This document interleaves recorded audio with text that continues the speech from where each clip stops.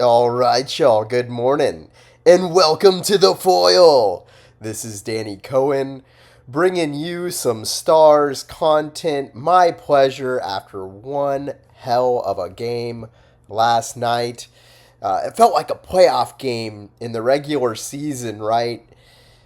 Comeback kids do it again. High drama with a 2-0 comeback. The refs let him play tonight, which I love. Only 10 penalty minutes out of a lot of big hits all over the ice. And I love to see that. I love it when the refs just let the players play. And that's what they did here. And we got a treat for that. It was a goalie battle reminiscent of a playoff game, with Otter putting up a .931. He lets in the first two and then just shuts her down. So the only thing missing from this game that I could see glaringly would be a fight. But just a great game all around. So entertaining. I was riled up for a while after the game. I don't know about y'all, but it was a good one. So if you like this content, go ahead and subscribe, comment, like, share this on social media, text it with a friend. Do whatever you can do to help me get it out there, and I would really appreciate it. So speaking of fights, we didn't get one, but our old buddy Logan Stankoven got his first NHL fight in Carolina last night in sort of a line scrum that was going on, and he came in to back up a buddy, and he left bleeding a little bit. Go check it out on YouTube. You'll like that one. So we finally beat Ottawa after nearly a decade of not being able to win a game north of the border with them. We have officially 7 one-goal wins in a row on the season, if you're not counting the 2 empty netters against Minnesota that padded the score. All 10 wins have come by one goal. So pretty incredible. I don't know. We've got to be approaching some kind of record when it comes to that. It's very entertaining. I don't know how I feel about that as far as being a sustainable way to win hockey, but being that we've come out on the right side of it so many times, you got to take the wins where you can. So one of the things that I found really interesting is that we have 4, count them 4, point per game players right now. Mikko, Wyatt, Roope, and Robo. And we almost have 5 because Miro Heiskanen has 16 points in 17 games. Just incredible. Our top-end talent is doing what they need to do. So we lead the league in that category, along with Colorado and Anaheim, who also have 4 point-per-game players. Miro, speaking of, is number 3 in defensive scoring at .94 points per game, only behind Cale Makar and Josh Morrissey. Makar is heads above everyone else at 1.35 points per game. Morrissey even 1 point per game. So Makar is just on another level. Hot players right now for us, pretty much all the big guns, right? We just mentioned a bunch of them in the 4 point per game players that we have here. Everyone except for Harley, as far as our big marquee players, you can say are hot right now, and that is awesome to see. So what a way for Robo to come off of the schneid here, right? With the game-tying goal and a beauty at that. He had a superb night, 1 goal, 2 assists. He was involved in every goal of the game. Jason Robertson is now 3rd in the league in shots with 69. He's shooting at 5.8%. versus his career average of 15.2%. So you got to think that he is going to come up in his numbers as this season goes on. That can't be sustainable for him to shoot at that low of a percentage. Hintz with the game-winning goal in overtime there. He has points in every game since returning. He led the team with 4 hits on the night, and one of those especially was a big one. Just took somebody out with a shoulder in open ice. And even before he was drafted, I watched his highlight reel and I saw him do a little bit of that, and I hope that he incorporates a little bit more of that in his game because he's so big and he's so fast.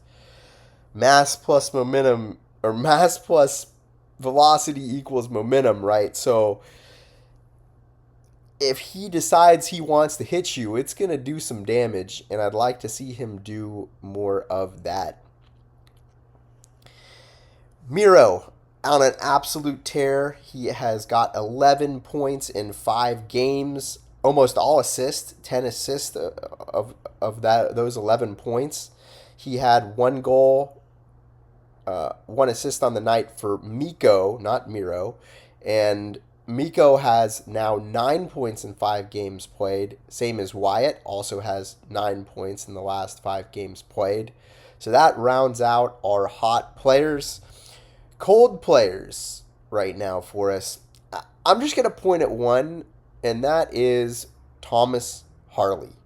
0 points in 5 games. He's struggling on both ends of the ice. I don't know what's going on with him. It's been a while since I've seen him play like this.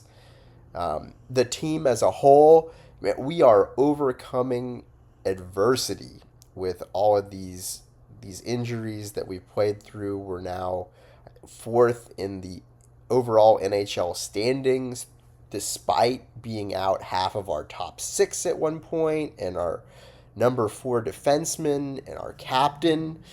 And coming out of this, you've got to think that this is going to breed nothing but confidence, and I can't wait to see how the rest of this season plays out. A little bad news came in the form of another injury, possibly. Adam Ernie left the game. It's a shame. I've really liked some of what I've seen from him. He's one of those bubble players that I talked about in the last bit that I did for y'all. And so if he's out, that adds a little bit of clarity as to who comes out of the lineup next. And you have to think that Bastian probably comes in for him if he is out for any significant amount of time here against Montreal. Either that or maybe Benn, if we can cross our fingers, could come back for Ernie. That would make even more sense since they're both left wingers and Bastian's on the right side of things. So in a perfect world, if Benn is ready to go, you slot him right in, and that would be a great way to deal with that injury. Speaking of Bastian, right? If Bastian doesn't get himself back in order, this guy could be waived. You could see him being put down in the AHL, frees up not a lot of cap space, but a little bit. And I hate to see that because he's a big man, and he does drop the gloves. It's not really his thing, but he does. And we knew in the offseason that we had this weak area when it came to physicality, when it came to pushback, when it came to getting nasty. And the hopes was that Bastian was going to be front and center and at least making that a little bit better. I don't think he was ever considered to be the answer for us in that department. We still need a heavyweight champ, somebody that can instill fear in the other side, somebody that can fight maybe 5 to 8 times a year and lay the body out. That's not Bastian. It never was, but I was expecting a little bit more from him, and we'll see how that all plays out. We're going to have some interesting drama when it comes to who fills out the last couple spots of the roster as Benn and Duchene come back in the lineup. And I think that that's going to be sooner rather than later for us here. So that's something to really look forward to. I love to see how that shakes out. We had yet another 2-0 comeback here tonight. We're now 4-0-1 in our last two goal deficits. So this is, they call it the worst lead in hockey, and it kind of reigns true. And the Stars have really taken it to. There's one place that you don't want to be with the Stars. It's up by 2 goals. Better make it 3 or let them score 1 and just hope. But the Stars, they get another 1-goal win here. It's now 3 wins in a row. We're now 3 games over 500, and we have points in 10 of our last 11 games. So you have to feel good about Dallas Stars hockey right now. Let's get in to how this game played out. So in the first period, it doesn't start off well. Batherson gets a goal on the very first shot of the game. Robo loses a puck battle in the offensive zone. It goes into the Dallas end, and Robo gets knocked off the puck in now our D zone, and the puck gets passed to Batherson on the other side, who dusts it off and just rips it high short side over Otter. Now, I didn't have the eye to tell if this was a stoppable shot. It was kind of one of those shots that looked like Otter may have been shrinking down at first to cover the bottom of the net before trying to rise up with his arm and stop the shot. Maybe you guys can make that determination and let me know if that's what it looked like happened in the comments box below this video. I'd love your 2 cents on that. In general, I think Otter is more of one of those goalies who plays the odds versus reading the shot. I mean, not to say that he doesn't read shots, he does, but he is more of a play the odds with his size kind of goalie. And maybe this was one of those plays where it worked against Otter's, some of his weaknesses in his overall game. So Bichsel had a big hit along the boards after this goal, and I see Ernie make a steal with the forecheck. He had a pretty good game. Blackwell had an excellent game. He was a man possessed out there, skating hard.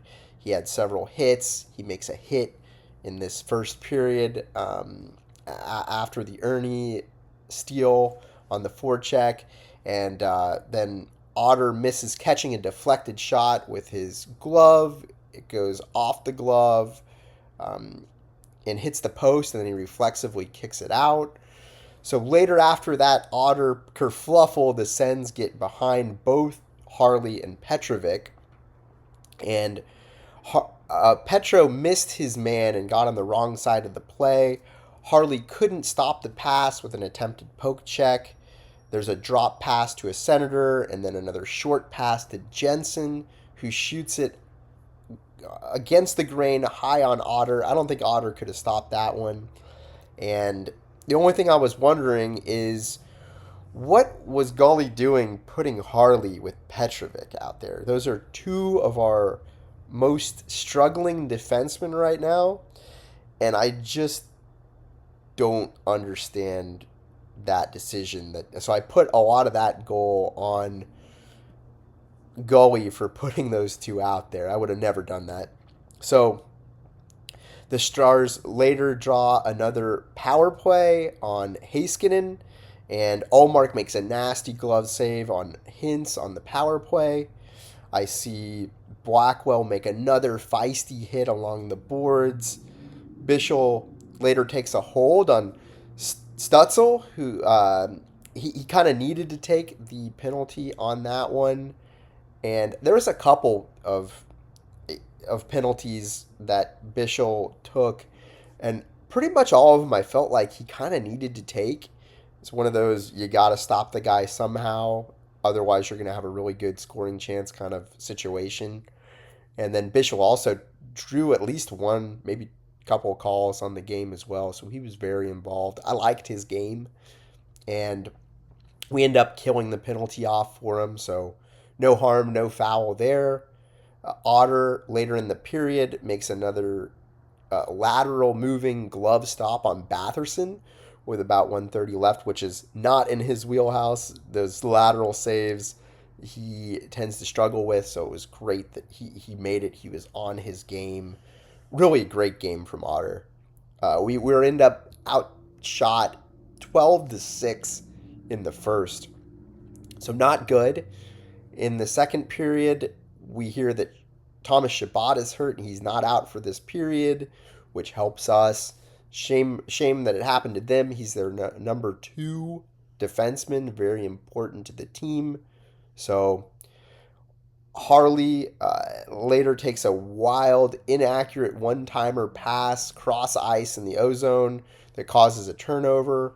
He managed to get back and force the Senator wide on Otter. They still got a shot off, but luckily it didn't end up in a goal. Otherwise, that would be another ding against Harley right now when he is struggling. I see a play later on in the period where Miro makes he does a great job of staying with Stützle, who's really fast, to make a stick play in the D zone to break that up. And there's not a lot of defensemen in the league that can keep up with Stützle. Luckily, we've got one of them in Miro. So later, Bichsel takes another penalty for holding. Similar kind of call. I think it was one of those that you can't really fault him too much on. And we kill the penalty. Lindell makes a good defensive play to take the puck and clear the zone. He's just awesome at what he does on the PK. And later, we see Petrovic pinch, and there's a 2-on-1 that goes back the other way. And Blackie makes a diving play to stop the pass on the back check. I loved his hustle and his speed the whole game. Just Blackwell, I like Blackwell. If you're going to have a player in your bottom 6, Blackwell is one of the first calls that you want to make. And later in that period, Oscar Beck takes a big hit along the boards. He gets a helmet to the face. It puts him going backwards and almost into the Senators' bench. He gets cut on the nose. Just a brutal looking hit. And later, Hintz makes a big hit with the shoulder that I talked about before. All game, I thought Heiskanen was looking really good defensively. He's been looking better and better on both ends of the ice. You can't really ask much more of that guy right now. And with 6:30 left, we're being outshot 19-9. And then we get a goal. First goal of the game for us. Mikko Rantanen pressures the point man in our D zone with a poke check. It causes a turnover, and it goes to Robo, who makes a soft pass to a breaking Mikko behind the D for a breakaway, and he comes in, and he goes low blocker just to the side of the goalie's pad. There's not hardly any space here. Just incredible shot by him. And I've noticed that he tends to not deke as much on those breakaways. He likes to just pick his spot, and he's good at it. He does it there. And we're 2-1. Seguin makes a nice dangle and misses. He's impressed me in the last good number of games here. You got to like what you're seeing out of him. He's 33, which is towards the... I'm not saying he's over the hill, but he's not on top of it either, right? So he's looking good. I get the sense at this point in the game that we're going to tie it up somehow, some way, and we end up doing just that. We don't do it in this period, though. Later in the period, Mikko makes a beauty of a move to stop, create a passing lane, and then make a backhand pass to Harley, which ends up getting saved. But this is one of those plays that he does. It's subtle and it's skilled, and it's a play that most players in the league aren't going to be able to make. They don't see the play, they aren't able to execute on that play. He does. Just elite stuff out of Mikko Rantanen. So in the third period, I thought it was interesting that they started with the AHL line, and that shows you how much faith that goalie has in that line, and maybe you can infer that those players will be some of the later players to be pulled, if at all, from this lineup. I don't know. Remains to be seen. We're going to have a lot more drama and storylines relative to the development of this roster over the next handful of games with the players returning from injury. So we have some sustained pressure from Ottawa. We managed to make it through. Ullmark has several big stops with the Stars buzzing now, and so it's kind of going back and forth. And I thought Ullmark had a great game, just not quite as good as Oettinger. And the Stars are now 23-17, so we're surging. We're getting more zone time, and we get a power play. This is huge, and we make the most of it. It seemed like about his 8th shot on the power play, by the time Robo scored his goal, you kind of felt like this was coming. And the way it played out was Mikko makes a drop pass to Robo on the right side of Ullmark. He shoots and misses. It goes around the boards and back to Mikko, who pulls it off the boards and does this nifty little dipsy doodle around a Senator. And he pulls it to the center and turns and makes a pass back to Robo, who just rips it. Roof, glove side on Ullmark. It may have clacked off of something and deflected, and then goes in the net. And we get the sliding one knee celly from Robo. Fun stuff. Congrats to him. What a way to come off of the slump that he had in the goal scoring department. And later in that period, I saw some good stuff from Bourque, where he shoulders a player off of the puck in the O-zone in a race to the wall. He's pretty strong for a guy who isn't too big.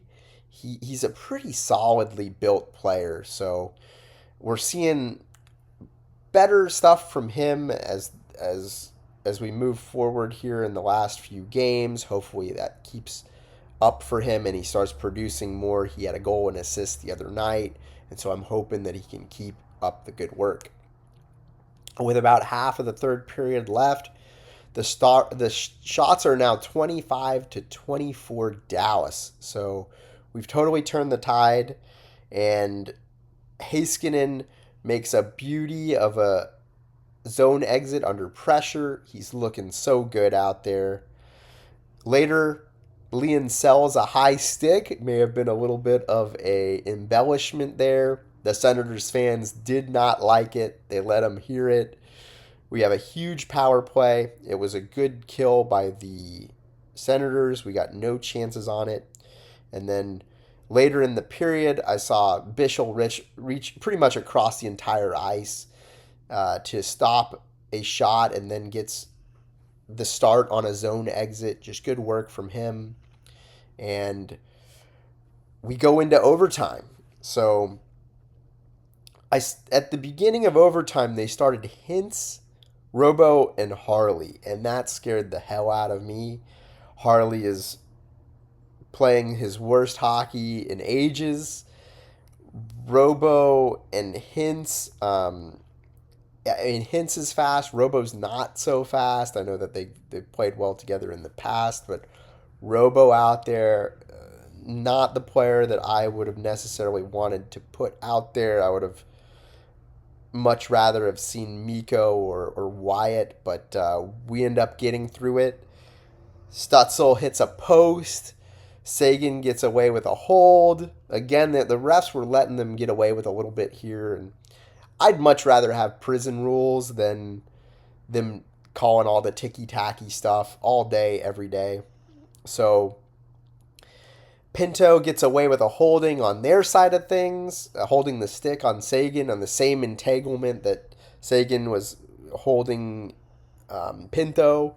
So later, there's a save by Oettinger on Pinto. Otter has 20 straight saves at this point. Pretty good stuff. And Wyatt with a steal. He doesn't get there's no goal that results from it, but he did great work to get the turnover there. And then we get the goal that we are looking for. So Robo has a play where he's strong on the puck, circling the net, and he gets it to Miro, who is in front of the net. He gets 2 shots off. They're both blocked by a Senator who is diving around like this is blocking shots like this is Game 7 of the Western Conference Finals. And Heiskanen then from the inside of the dots, coming up from his knees, right? He passes it to Robo, who shoots the puck. There's a save on the play from Ullmark, who's doing some great stuff back there. Then Hintz cleans it up on the rebound, elevating the shot, and does a celly reminiscent of the Robo one to match it. And just unbelievable effort from all 3 players in Victory Green that were on the ice to get this goal. The Senators made a last-ditch effort to review that goal. I don't know what they were trying to review, but you can't fault them for trying, right? But good goal. And the game's done. We head to Montreal for maybe an even tougher game against them. They're a really hot team right now as well, also in the upper echelon of the league. And you got to be excited for Dallas Stars hockey right now. I know I sure am, and look forward to bringing you whatever happens next. Thank y'all. I appreciate all y'all foilists for coming aboard and being a part of this. And I will let you guys enjoy the rest of your day. Take care.